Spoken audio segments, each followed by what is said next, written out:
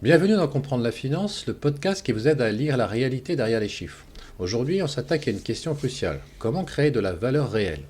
Les modèles financiers promettent de tout mesurer, flux de trésorerie, EVA, risques ajustés, mais ils oublient toujours certaines dimensions essentielles. Parce qu'en finance, ce que les modèles ignorent peut coûter bien plus cher que ce qu'ils prédisent. Les modèles financiers utiles mais incomplets. En effet, les outils comme le DCF, Discounted Cash Flow, le CAPM, Capital Asset Pricing Model, ou l'EVA, Economic Value Added, sont formidables pour structurer la réflexion. Ils permettent de mesurer les flux de trésorerie futurs, le risque d'investissement ou la performance économique. Mais ces modèles ne capturent pas tout. Par exemple, la culture d'entreprise et la motivation des équipes, l'expérience client et la fidélité, l'innovation et l'agilité face au changement, les impacts sociaux, environnementaux et réglementaires. Autrement dit, une entreprise peut apparaître rentable sur papier tout en perdant de la valeur réelle pour les clients ou ses employés. La dimension humaine, un facteur invisible mais décisif. Le leadership, la cohésion et la motivation des équipes sont rarement intégrés dans un modèle financier. Pourtant, une mauvaise culture d'entreprise peut éroder la productivité et la qualité, même si les chiffres semblent solides. Par exemple, des entreprises avec de beaux bilans, mais une forte rotation du personnel ou des conflits internes perdent souvent leur avantage compétitif. L'expérience client et la marque, la valeur subjective oubliée. En effet, les modèles chiffrent rarement la satisfaction, la fidélité ou l'image de marque. Or, ces éléments génèrent de la valeur économique durable.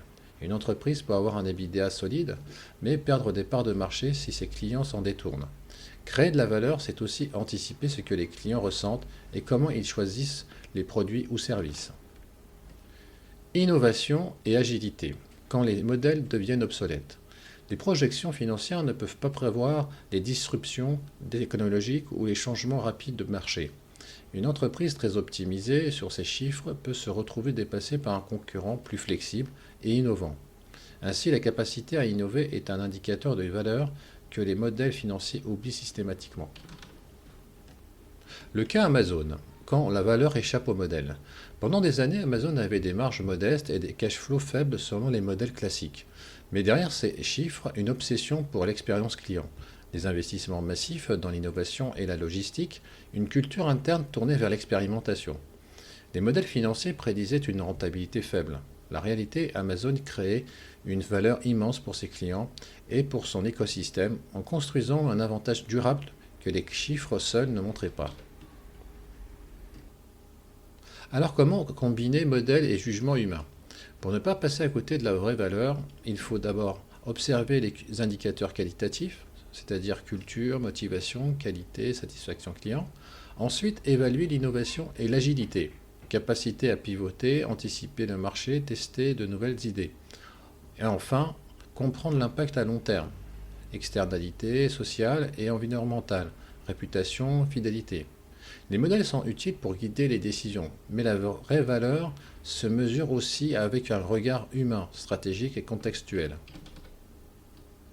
En conclusion, ce qu'il faut retenir, les chiffres ne racontent qu'une partie de l'histoire. Créer de la valeur durable, c'est combiner la rigueur des modèles financiers avec une compréhension des dimensions humaines, clients et innovation.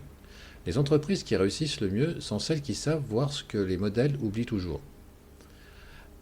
Merci d'avoir écouté cet épisode. N'oubliez pas de vous abonner, de partager et à très bientôt pour un nouvel éclairage financier.